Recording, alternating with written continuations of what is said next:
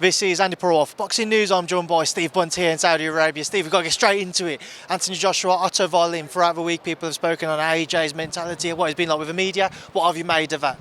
Well, you know, he's been asked to do an amazing amount of work, and I think he's done it brilliantly. People find flaws and faults with everything AJ does.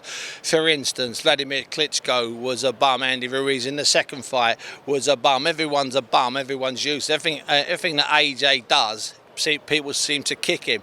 You know, he didn't win the Olympics. He got lucky decision after lucky decision after lucky decision.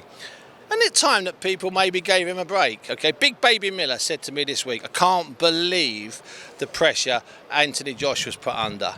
Deontay Wilder said to me this week, I can't believe the pressure Anthony Joshua's put under.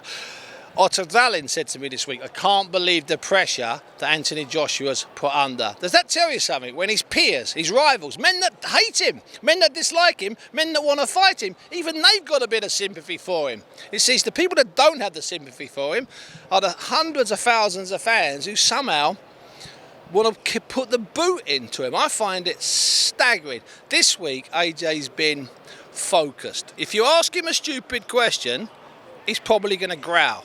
Here's the key. Don't ask him a stupid question. He certainly did look focused up on stage in that face-off there. Everybody talk about, will we see that explosive performance? Do you believe, Steve, tomorrow night we see something back of maybe the AJ of old, we see something explosive against Otto Wallin? I think we will. I think we'll see an aggressive start because I think Otto Wallin, the suggestion that I don't think Otto Wallin a run. Otto Wallin's not bought into the theory, get AJ around 4 and he'll collapse. That's not going to happen. There's no way at all that AJ won't deliver. AJ's not going to box. This is not going to be a 10 or 12 round boxing match with his hands high. We're not going to see like him following like he did Usyk when he was in Saudi Arabia in Jeddah last summer. No, I'm convinced AJ will go over the front foot and have some fun. A lot of talk about that Joshua-Wallin fight. Any risk of that being a distraction, not just for Anthony but for Deontay as well? No, there's a risk that the Wilder and Joshua fight doesn't happen because I think that both of them are in really hard fights, really tricky fights, the type of fights that would never have got made if the resources hadn't been made available by the people here in Saudi Arabia. Let's not imagine.